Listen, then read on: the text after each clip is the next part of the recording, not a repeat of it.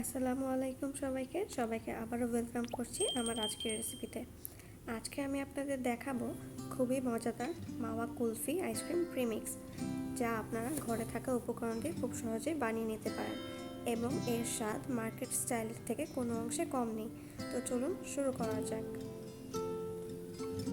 প্রথমে আমি একটি শুকনো বাটি নিয়ে নিচ্ছি এবং তাতে নিয়ে নিচ্ছি আস্ত দানার চিনি 125 গ্রাম এবং নিয়ে নিয়েছি পাউরুটি গুঁড়ো 1/4 কাপ, 1 টেবিল চামচ গুঁড়া দুধ এবং 2 টেবিল চামচ বাদাম কুচি এবং দিয়ে দিলাম মিল্ক ফ্লেভার 1/4 চা চামচ এবং দিয়ে দিলাম মাওয়া গ্রেট করে নেওয়া 2 টেবিল চামচ এবং দিয়ে দিচ্ছি 1/4 চা চামচ এলাচ গুঁড়ো এবং দিয়ে দিচ্ছি 2 টেবিল চামচ কর্নফ্লাওয়ার এবং দিয়ে দিলাম সামান্য জাফরানের গুঁড়ো।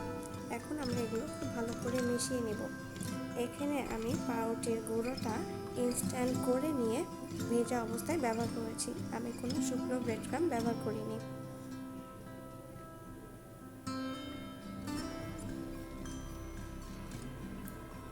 এখন এগুলো খুব ভালো করে মিশিয়ে নিতে হবে।